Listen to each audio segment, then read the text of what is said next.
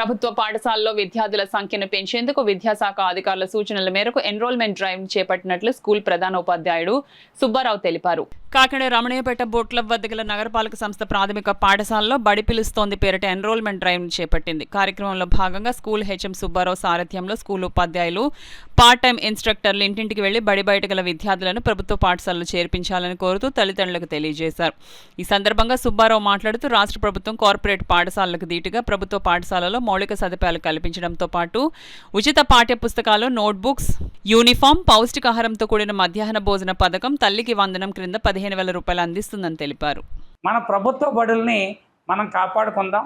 వ్యామోహాలకి మరి ఆకర్షణలకి సోకులకి లొంగిపోయి మరి ప్రైవేటు పాఠశాలలో చేర్చి విద్యార్థుల్ని మరి ఇక నుంచి సంపద సృష్టించడం కాదు కానీ సంపదని ముందస్తుగానే ఖర్చు పెట్టేయడం అనేది చేసుకోవడం వల్ల పిల్లలు పెద్ద చదువులు చదివే పరిస్థితి వచ్చేటప్పటికి వాళ్ళకి డబ్బు లేక చదువులు మధ్యలోనే ఆపేస్తూ ఉన్నారు.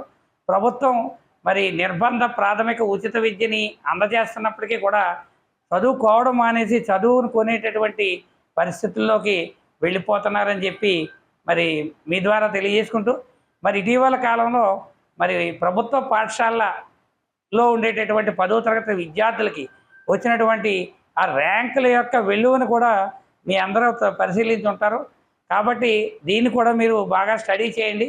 ఇప్పుడు అమలవుతున్నటువంటి సౌకర్యాల గురించి కూడా బాగా అర్థం చేసుకుని మీ పిల్లల్ని ఎవరైతే ఉత్తమమైనటువంటి విద్యా అర్హతలు కలిగినటువంటి ఉపాధ్యాయులు ఈ ప్రభుత్వ పాఠశాలలో బోధిస్తున్నారో వారి యొక్క సేవల్ని అదేగా ప్రభుత్వం మీకు కల్పించే సౌకర్యాలని కూడా సక్రమంగా వినియోగించుకోవాలని చెప్పి వార్డులో ఉన్నటువంటి ప్రజలందరినీ కోరడంతో పాటు ఎవరైతే మరి మన కాకినాడ పట్టణంలో ఉన్నటువంటి ప్రజలు ఏ పాఠశాలలో ఉన్నా వారి పిల్లల్ని ప్రభుత్వ బడుల్లో చేర్పించాలని చెప్పి కోరుతా ఉన్నాను.